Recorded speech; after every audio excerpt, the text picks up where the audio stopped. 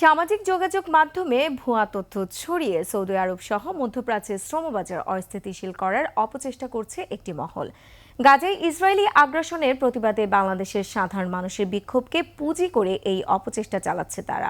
Fact check বলছে, Saudi যুবরাজ সালমানের ছবিতে জুতা নিক্ষেপ ও বিক্ষোভের কারণে গ্রেফতার, শাস্তি, দেশে ফেরত পাঠানো এমন যে বিষয়গুলো সামাজিক যোগাযোগ মাধ্যমে এসেছে তার সবই ভুয়া। সোহেল সামির রিপোর্টে বিস্তারিত। মধ্যপ্রাচ্যে বাংলাদেশের সবচেয়ে বড় শ্রমবাজার। এই অঞ্চলে রয়েছে প্রায় ২৮ লাখ রেমিটেন্স যোদ্ধা। দেশের মোট রেমিটেন্সের ৪৯% আসে তাদের হাত ধরে।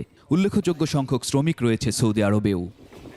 তবে এই শ্রমবাজারকে অস্থিতিশীল করতে সামাজিক যোগাযোগ এখন যে কোনো ব্র্যান্ডের পুরাতন এসি বদলে নতুন ওয়ালটন এসিতে উপভোগ করুন 25% ছাড়। যোগাযোগ মাধ্যম ব্যবহার করে শুরু হয়েছে নানা ষড়যন্ত্র। এটি একটি মিছিলের ছবি। বলা হচ্ছে এই মিছিল থেকে সৌদি যুবরাজ সালমানের ছবিতে জুতা নিক্ষেপ করা হয়েছে। সারাহ মেহজাবিন নামে আরেকটি ভেরিফাইড ফেসবুকে একটি ভিডিও আপলোড করা হয়।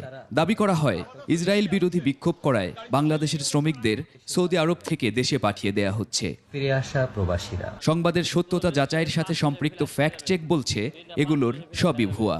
এই ঘটনাগুলো সৌদি আরবের সরকার পক্ষ থেকে কোনো ঘোষণা নেই। সৌদি আরব সরকার এই ঘটনার সাথে যোগাযোগ বা যোগসাজশ থাকার কারণে কাউকে পাঠায়নি। এটা সৌদি আরবের একটা সাধারণ ঘটনা এবং এক্সে যে বা এই জিনিসগুলো নিয়ে যে অপপ্রচারগুলো ছড়ানো হচ্ছে সেটা পুরোপুরি হচ্ছে অপতথ্য।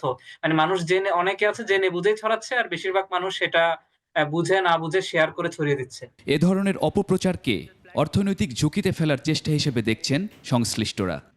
যারা এই বিষয়টা এইভাবে অপপ্রচার করছেন, আমি তাদের কাছে বিনীত অনুরোধ জানাবো, আপনারা যেরকম নিজের ক্ষতি করছেন তেমনি দেশের ক্ষতি করছেন।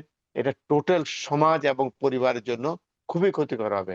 প্লিজ প্লিজ আমি সবাইকে অনুরোধ জানাচ্ছি, এই কাজগুলো, এমন কাজগুলো দেশের স্বার্থে এবং পরিবারের স্বার্থে এই কাজগুলোকে করবেন না। অপতথ্য প্রচার বন্ধে সরকারের এখনই পদক্ষেপ নেয়ার তাগিদও দিয়েছেন তারা। সোহেল সামি, ২১ টেলিভিশন, ঢাকা।